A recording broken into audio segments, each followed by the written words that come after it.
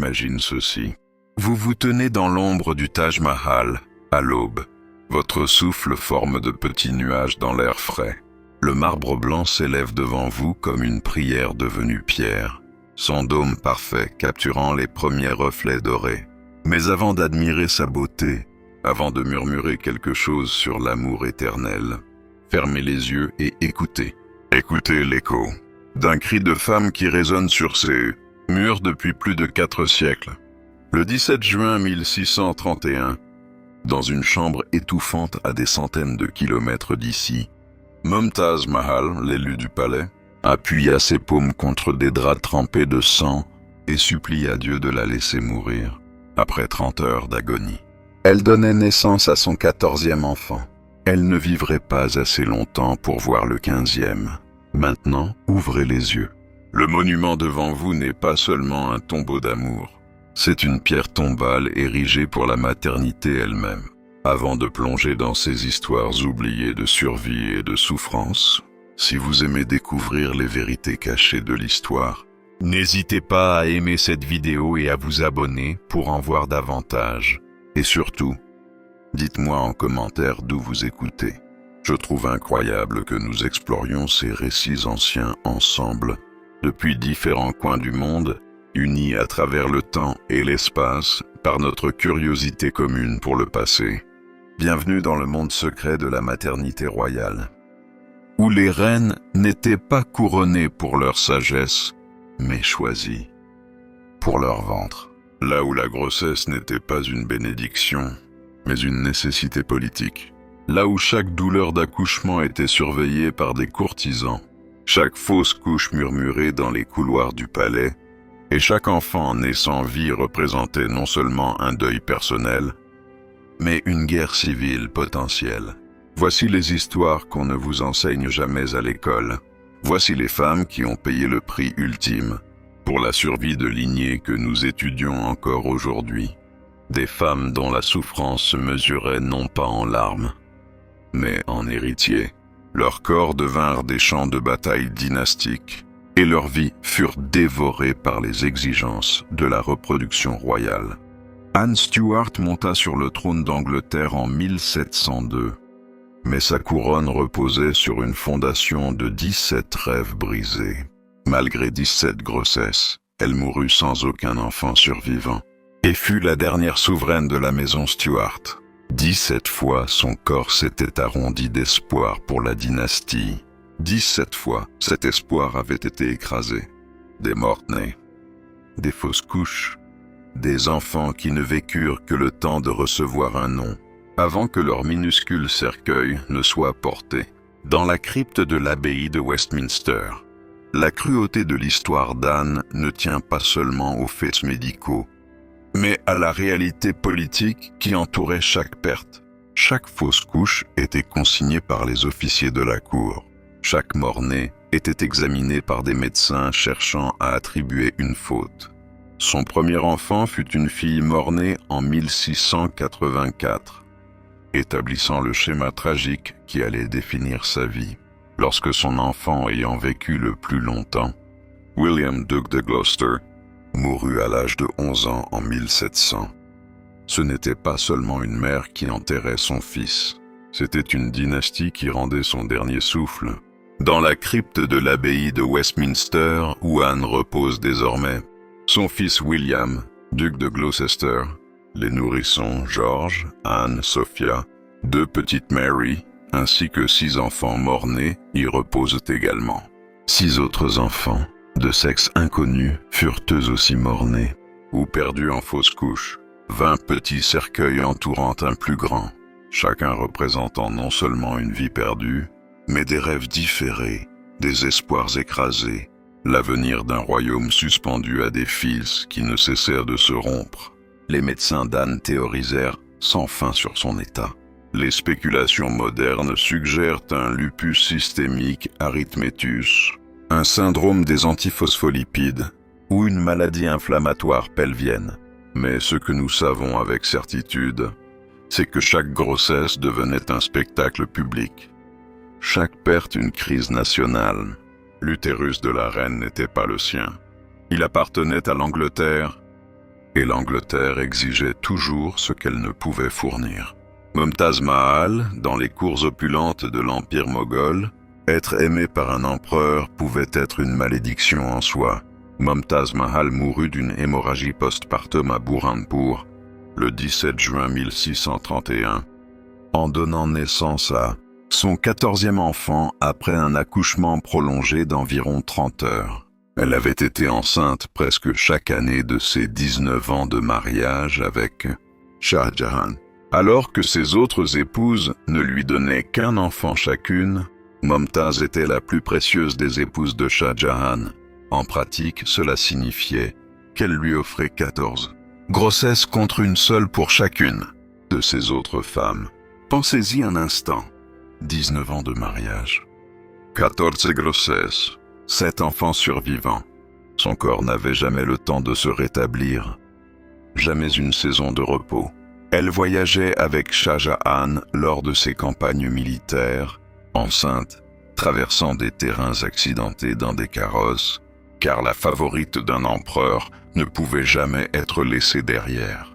Malgré ses nombreuses grossesses, Mumtaz accompagnait l'entourage de Shah lors de ses premières campagnes militaires et de la rébellion contre son père.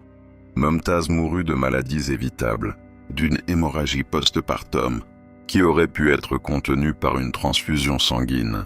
Elle mourut parce que la médecine de 1631 ne pouvait pas sauver une femme qui se vidait de son sang.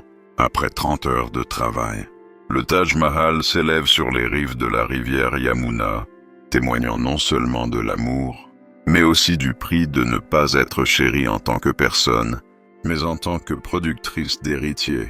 3. Marie-Thérèse d'Autriche. Si quelqu'un a élevé la maternité royale au rang d'art, c'est bien Marie-Thérèse d'Autriche. Le mariage fut un mariage d'amour, et 16 enfants naquirent du couple, dont 10 survécurent jusqu'à l'âge adulte. 16 enfants en 18 ans. Une grossesse environ tous les 13 mois pendant presque 2 décennies. Tout en dirigeant l'un des plus grands empires d'Europe. Toutes les 16 grossesses de l'impératrice Marie-Thérèse se terminèrent par des accouchements vaginaux spontanés à terme, sans information sur des grossesses interrompues ou prématurées. Il y eut 15 naissances vivantes, tandis qu'une fille naquit sans signe de vie. Mais Marie-Thérèse ne se contentait pas de porter des enfants. Elle dirigeait un empire. Lorsque Marie-Thérèse, archiduchesse d'Autriche et reine de Hongrie et de Bohême, concevait et que sa grossesse atteignait 3 mois, il fallait la proclamer publiquement. Alors qu'elle était portée dans un fauteuil lors des processions, elle négociait des traités entre les contractions, planifiait des campagnes militaires tout en allaitant ses nourrissons, et organisait les mariages de ses enfants aînés tout en donnant naissance à leurs cadets. Peu de temps après la naissance des plus jeunes enfants, Marie-Thérèse devait encore marier les plus âgés. Elle dirigeait les négociations matrimoniales, tout en menant les campagnes de ses guerres et en remplissant ses devoirs d'État. Elle utilisait ses enfants comme des pions dans les jeux dynastiques, sacrifiant leur bonheur pour des avantages politiques. Sa fille la plus célèbre, Marie-Antonia, deviendrait Marie-Antoinette et mourrait sur la guillotine. Une autre fille, Marie-Élisabeth, fut considérée comme l'une des plus belles jeunes filles d'Europe, jusqu'à ce que la variole marque son visage, détruisant ses perspectives matrimoniales. Même ses enfants ne pouvaient garantir la survie d'une dynastie. 4. Catherine de Médicis. Peut-être qu'aucune histoire n'illustre mieux le fardeau psychologique de la pression sur la fertilité royale que celle de Catherine de Médicis. Pendant 10 ans après son mariage avec le futur Henri II de France, l'utérus de Catherine resta vide, tandis que le royaume chuchotait des rumeurs de divorce. François les avait mis au lit pour les observer lors de joutes, et ils joutaient vaillamment. Et le pape attendit 34 jours pour voir si sa nièce avait conçu, mais en vain. 10 ans, une décennie de déceptions mensuelles, de médecins la sondant et l'examinant, de murmures de cour devenant de plus en plus insistants à chaque saison qui passait. La pression immense pour avoir des enfants poussa la jeune princesse Catherine a consulté un médecin qui lui conseilla d'essayer littéralement tous les moyens possibles pour tomber enceinte, certains étant particulièrement désagréables, comme appliquer du fumier de vache mélangé à de la poudre de bois de cerf sur son source de vie et boire de l'urine de mule. Imaginez une reine de France, assez désespérée pour supporter l'humiliation de boire de l'urine animale, appliquer du fumier sur son corps, porter des amulettes, consulter des voyants. Tout cela parce que sa valeur en tant qu'être humain était mesurée uniquement par sa capacité reproductive. Pendant ce temps, son mari affichait ouvertement sa relation avec Diane de Poitiers, une femme presque 20 ans plus âgée que Catherine, mais infiniment plus puissante.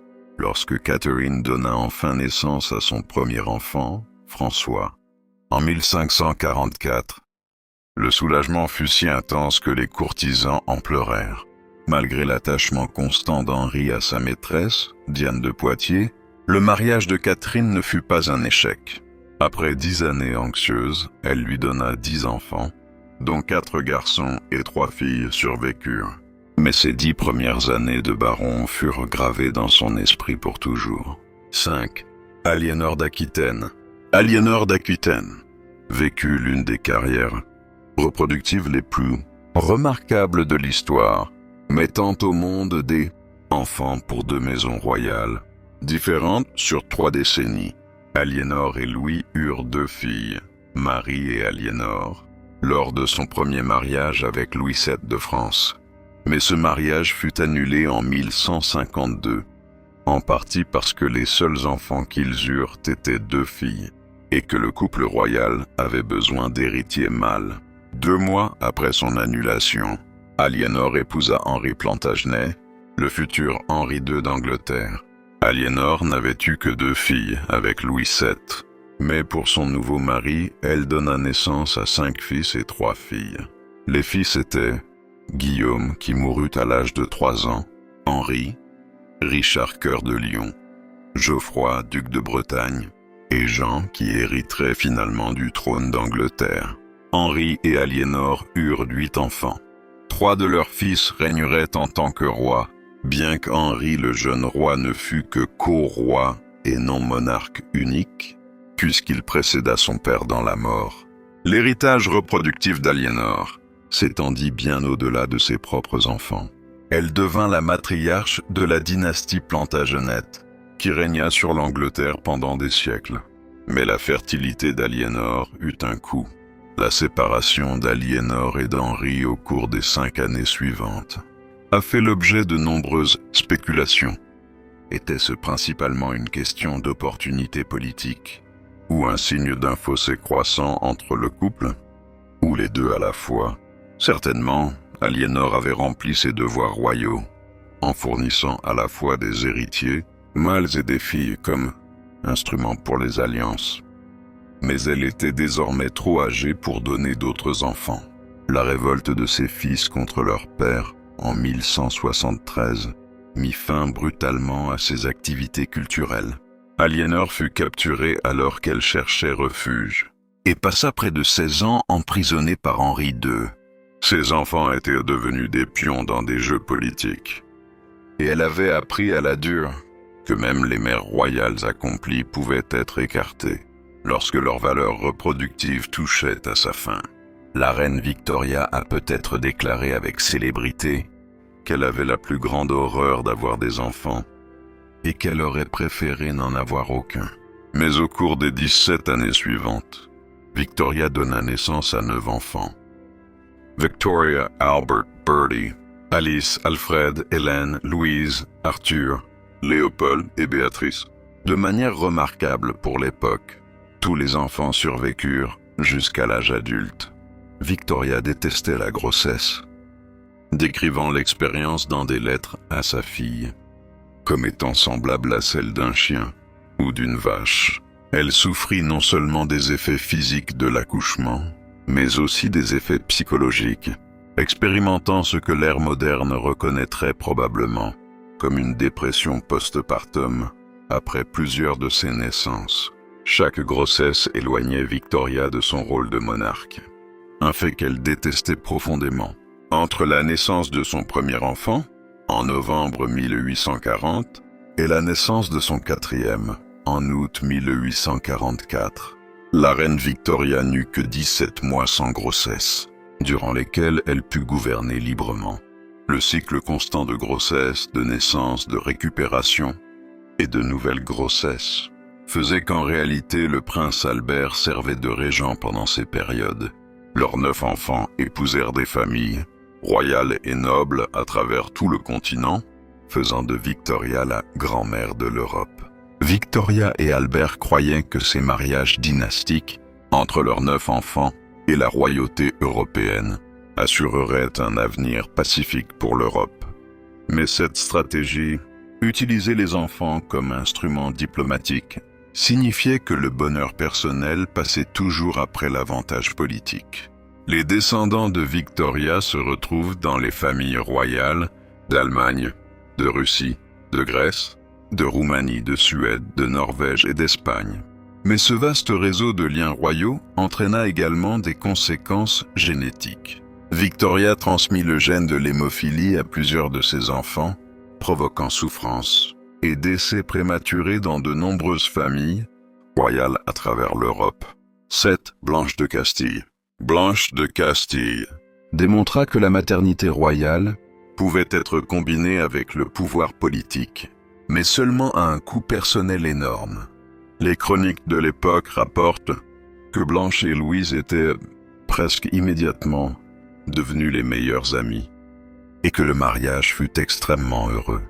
Il produisit 12 enfants, dont le futur saint Louis IX. À la mort de Louis, en novembre 1226, de dysenterie, il la laissa, alors âgée de 38 ans, régente et gardienne de ses enfants. Parmi ses 12 ou 13 enfants, 6 étaient déjà morts. Et Louis VI, ensuite saint Louis IX, n'avait que 12 ans.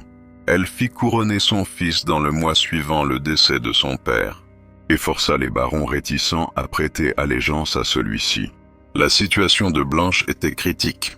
La minorité du roi rendait les domaines capétiens vulnérables aux nobles rebelles, qui sentaient en opportunité. Elle dut mener des guerres, négocier des traités, arranger des mariages et gérer un royaume, tout en pleurant la moitié de ses enfants et en protégeant les survivants. Blanche participa activement aux affaires du royaume. Elle accompagna les forces françaises pour rencontrer les armées des barons de l'Ouest alliés à l'Angleterre. Mais au lieu de les combattre, elle négocia. Le fardeau psychologique fut immense. Blanche de Castille souffrait d'une maladie cardiaque, mais continua de présider aux responsabilités de la cour. En 1252, elle eut une attaque cardiaque. Alors qu'elle se rendait à l'abbaye pour une retraite, elle mourut tout en servant encore comme régente.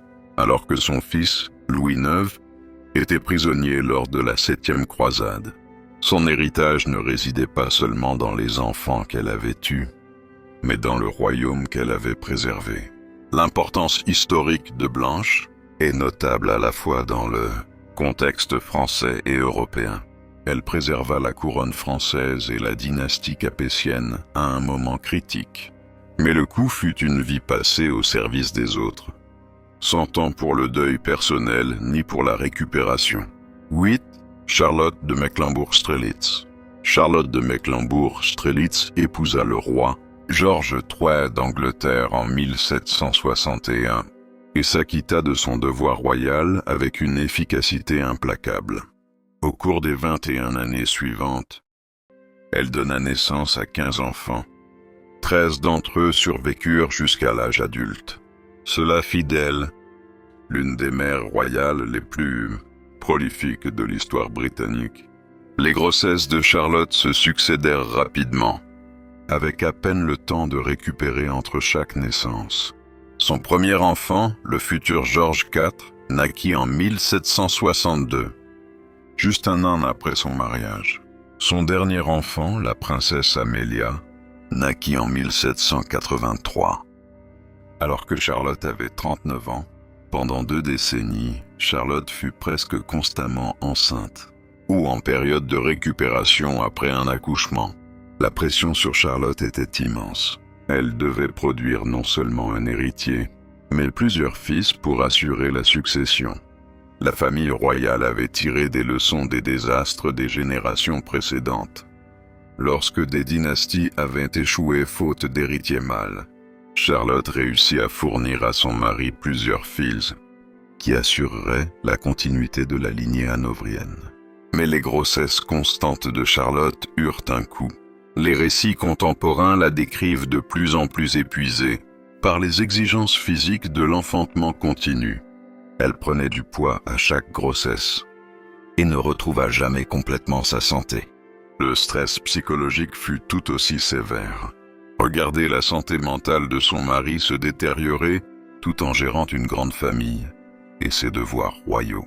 La vie de ses enfants était strictement contrôlée dès la naissance.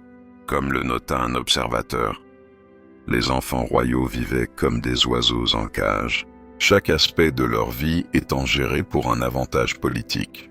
Charlotte avait donné sa vie pour produire des héritiers, mais elle avait peu d'influence réelle sur l'éducation de ses enfants ou sur ce que leur avenir leur réservait. 9. Isabelle de Valois. Parfois, les histoires les plus tragiques de fertilité royale concernent des reines mortes jeunes, dont le potentiel reproductif fut interrompu par le devoir même qu'elle était née pour accomplir. Isabelle de Valois devint reine d'Angleterre à l'âge de 6 ans, lorsqu'elle épousa le futur Richard II en 1396.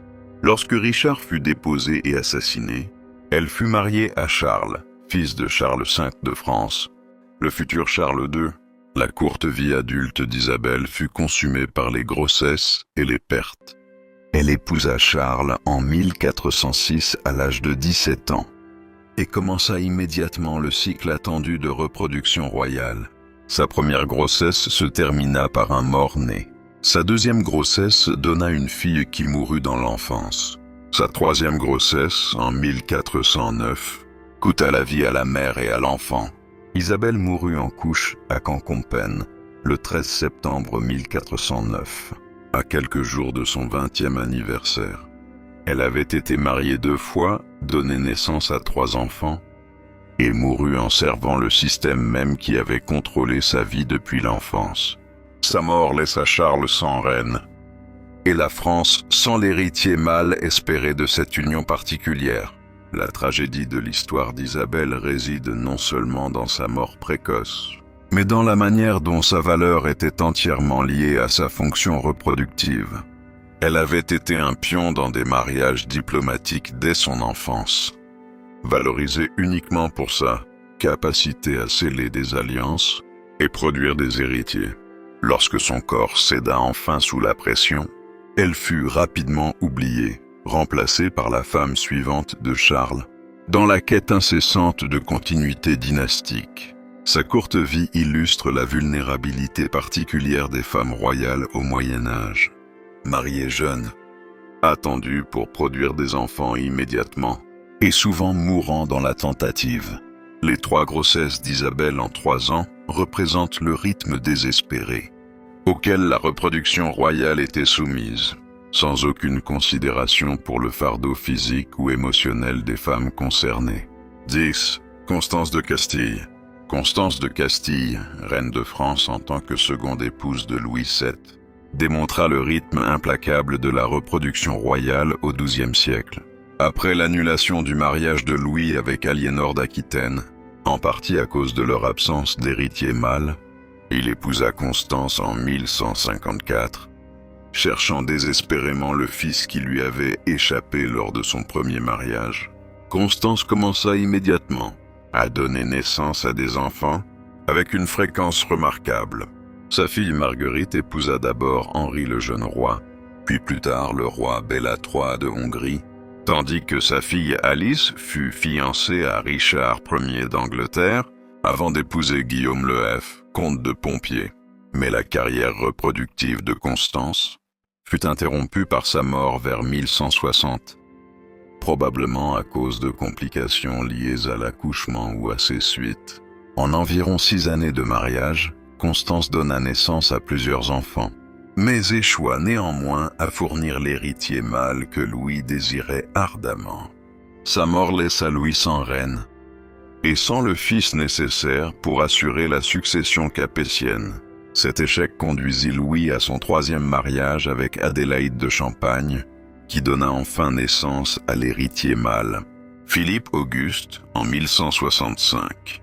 L'histoire de Constance illustre la position précaire des reines médiévales, dont la valeur était entièrement mesurée par leur succès reproductif.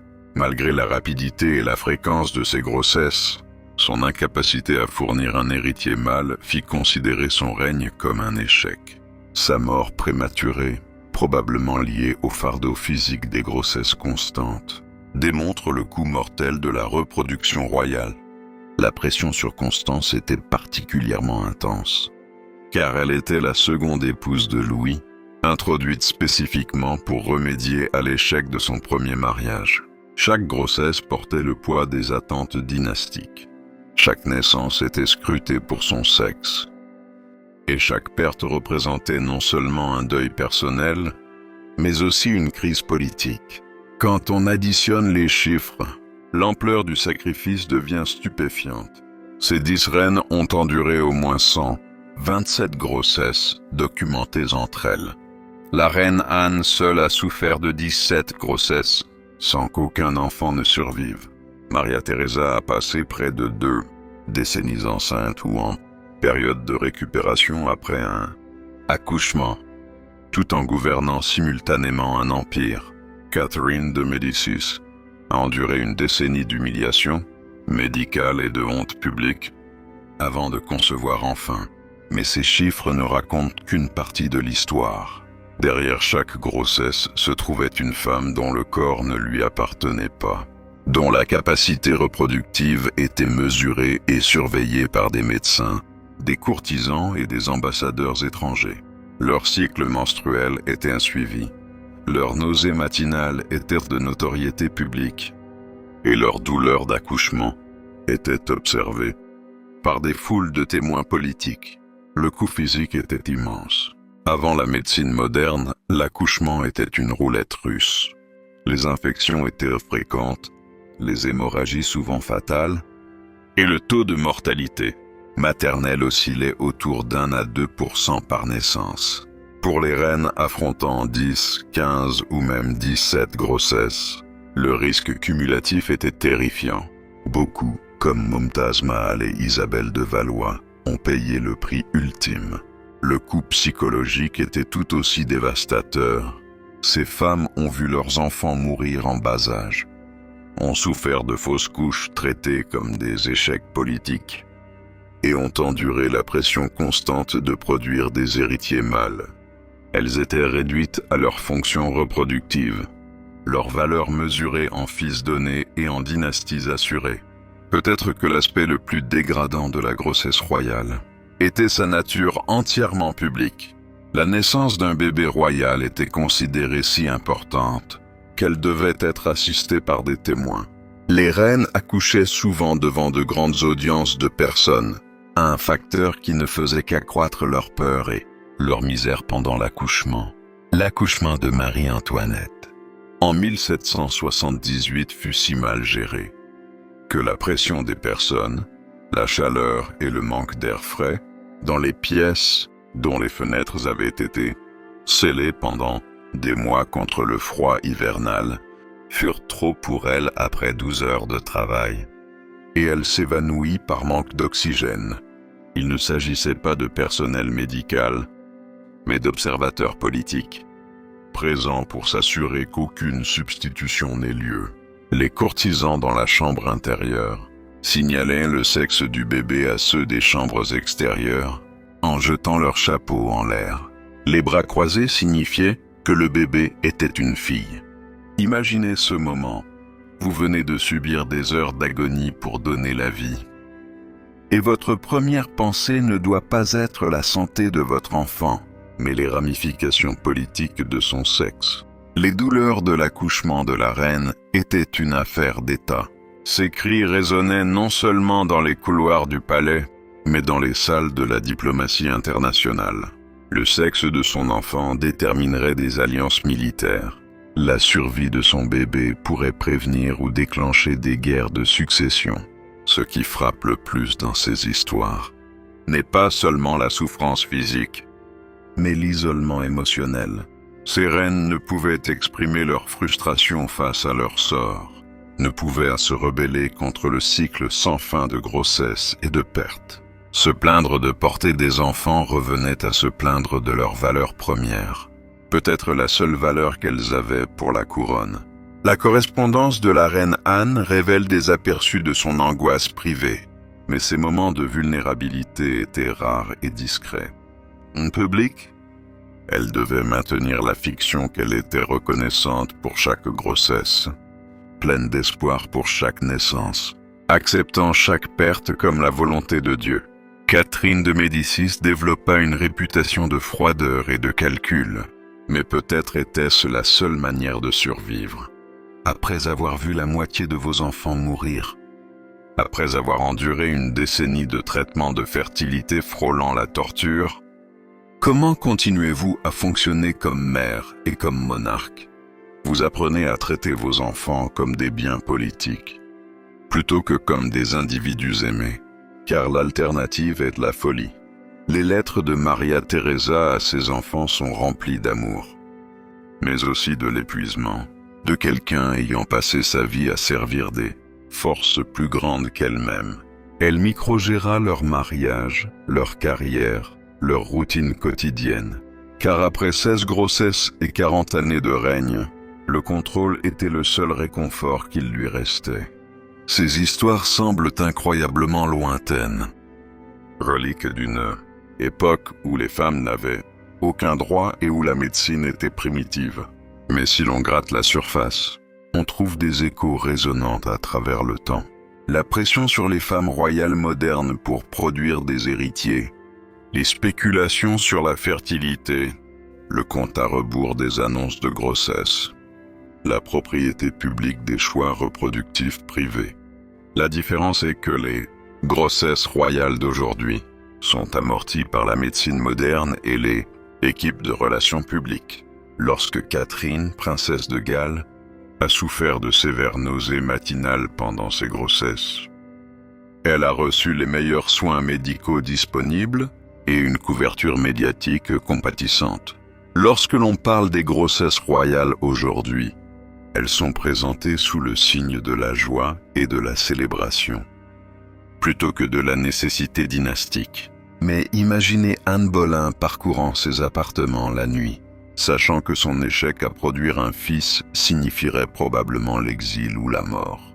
Imaginez Catherine de Médicis mesurant sa valeur non pas en intelligence ou en accomplissement, mais selon le rythme mensuel de son cycle menstruel. Imaginez n'importe laquelle de ces femmes portant non seulement un enfant, mais le poids des royaumes sur ses épaules. La grande ironie de ces histoires, c'est que malgré toutes les souffrances, tous les enfants sacrifiés sur l'autel de la dynastie, la plupart de ces lignées royales ont fini par disparaître. La dynastie Stuart s'est éteinte avec Anne malgré ses 17 grossesses. La lignée Valois s'est terminée avec les fils de Catherine de Médicis malgré ses 10 enfants. La lignée directe capétienne a continué à travers le fils de Blanche, Louis IX, mais s'est transformée par mariage et conquête en quelque chose d'irreconnaissable. Toute cette douleur, toutes ces pertes, toutes ces vies de femmes consumées par les exigences de la lignée et de la succession. Et à la fin, l'histoire a suivi son cours sans elles. Les monuments qu'elles ont laissés derrière elles, le Taj Mahal, les réformes de Maria Teresa, le règlement protestant sous la reine Anne. Elles ont survécu non pas grâce à leurs enfants, mais grâce à leurs propres actions. Peut-être est-ce là la leçon la plus tragique de toutes. Ces reines avaient une valeur au-delà de leur utérus, une intelligence au-delà de leurs capacités reproductives, des héritages au-delà de leurs enfants. Mais elles vécurent à une époque incapable de voir au-delà du besoin immédiat d'héritiers pour reconnaître les êtres humains qui les portaient. À l'abbaye de Westminster, Les touristes passent devant le tombeau de la reine Anne et lisent sur son règne, ses guerres, ses accomplissements politiques. Mais sous leurs pieds reposent les petits cercueils de 17 rêves différés. À Agra, des millions de visiteurs viennent admirer le Taj Mahal et photographier sa symétrie parfaite. Mais peu savent qu'il a été construit sur la tombe d'une femme qui mourut parce qu'elle aimait un empereur trop pour refuser ses demandes d'enfants. À Vienne, les portraits de Maria Teresa la montrent entourée de ses nombreux enfants survivants. Le tableau du bonheur domestique et du succès impérial. Mais ces portraits ne capturent pas les fausses couches, les décès infantiles, l'épuisement physique constant de 2 décennies de grossesse. À Versailles, les visiteurs voient les chambres somptueuses où vécut Marie-Antoinette, mais ils n'entendent pas les échos des lettres de sa mère, alertant sur la solitude et la tendance à pleurer après l'accouchement, ni la pression politique qui transformait chaque grossesse en affaire d'État. Ces femmes méritaient mieux, une meilleure médecine, de meilleurs choix, une meilleure reconnaissance de leur humanité. Au-delà de leur capacité reproductive, elles méritent d'être rappelées non seulement comme mères de dynastie, mais comme des individus ayant enduré une pression inimaginable avec une force remarquable. La prochaine fois que vous verrez un monument dédié à l'amour royal, posez un instant. Écoutez les échos des voix féminines qui ont été réduites au silence par le temps et la mémoire sélective. Rappelez-vous que derrière chaque grande dynastie se trouvait une reine, dont le corps a payé le prix de sa continuité. Et peut-être demandez-vous, dans notre précipitation, à célébrer les rois et les empires qu'elles ont permis de créer, quelles autres histoires de sacrifices et de souffrances avons-nous oubliées ? Le marbre du Taj Mahal capte toujours la lumière de l'aube, tout comme il le faisait ce matin de juin 1631, lorsque Mumtaz Mahal prit son dernier souffle. Si vous savez écouter, vous pouvez encore entendre son cri résonner à travers ces chambres parfaites. Pas un cri d'amour, mais celui d'une femme qui a donné tout ce qu'elle avait, à un monde qui en demandait encore davantage. Le coût caché des lignées royales n'a pas été payé en or ou en territoire, mais dans les corps et les âmes des femmes, qui portaient le poids des dynasties sur leurs épaules. Leurs histoires nous rappellent que les plus grands monuments de l'histoire sont souvent construits sur des fondations de sacrifices humains, et que les souffrances les plus invisibles sont parfois les plus profondes. Ces 10 reines représentent seulement une fraction des innombrables femmes royales qui ont sacrifié leur corps, leur santé et souvent leur vie aux exigences de la reproduction dynastique. Leurs histoires illuminent un chapitre caché de l'histoire, où le pouvoir et la maternité se sont entremêlés d'une manière que peu de gens peuvent imaginer aujourd'hui. En nous souvenant de leurs souffrances, nous honorons non seulement leurs sacrifices, mais aussi l'humanité que leurs contemporains ont trop souvent oubliée.